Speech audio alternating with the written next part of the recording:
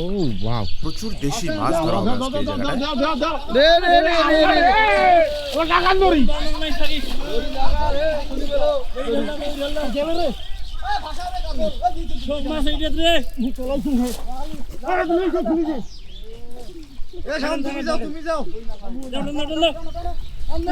টেপা তুলে মাছ ধরা হচ্ছে। দেখছেন অত্যন্ত প্রাচীন একটা মাছ ধরার পদ্ধতি। এই পদ্ধতিতে স্থানীয় লোকজন বেশ উৎসবমুখর পরিবেশে মাছ ধরেন প্রতি বছর শুকনো মৌসুমে। দেখতে পাচ্ছেন টেপা তোলা হলো।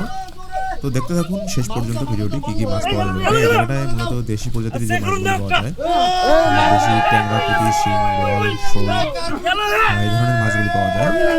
তো দেখতে থাকুন ভিডিওটি শেষ পর্যন্ত কি কি মাছ পাওয়া যায় এই জায়গাটায়।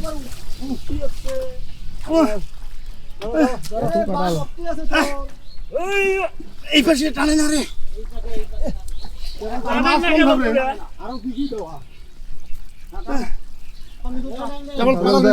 তোমার এই যে এই ডাবন গুলো মধ্যে নেই, এই ডাবন গুলো কোনটা? এই যে ডাবন গুলো গুলো করছে মারো। আমি জন কাটা মার দে,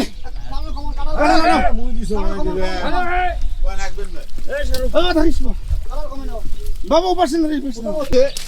ধীরে ধীরে এই জায়গাটার কাঁটালগুলি পরিষ্কার করা হবে এবং দেখানোর চেষ্টা করবো কি কি মাছ ধরা পড়লো এই জায়গাটায়। মাছ মূলত একদম থলের অংশটাতে আছে।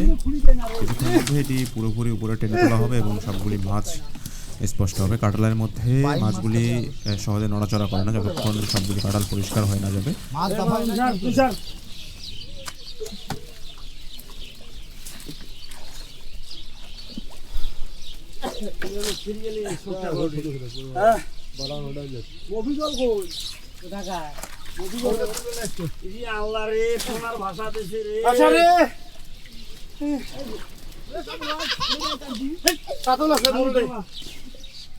খালি কাতল, খালি কাতল, কালবস কাতল।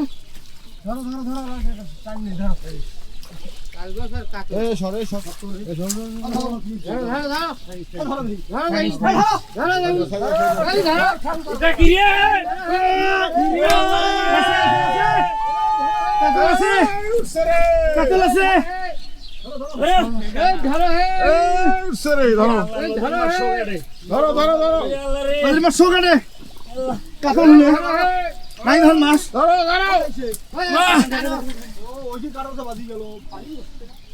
আর ওইখানে ধরা লাগবে। এটা খাইছে আর ফাদা কই দাও বিয়ের বেটা না কই না, টান দাও টান দাও, আর ফাদা দিলা কি এই বিয়ের বেটা। আরেকবার কারবু থেকে ঢাকা দিবে, কারবু নয় পাঙাশ আছে, পাঙাশ আছে, মোটা পাঙাশ আছে, খালি বাটা খালি বাটা ধরো বিয়ের কি করে নই দে হইলে কি পাঙাশ রে,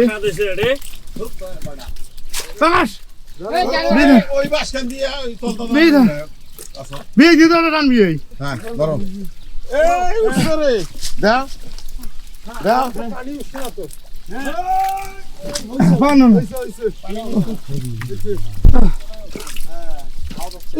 মাছের পালা ধরছে ওটা বাবা।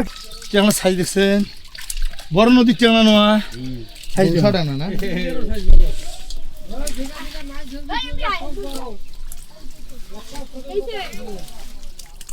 আল্লাহ, সে বুড়ি সাইজ কি দেখছেন, সেই সাইজ বাটা।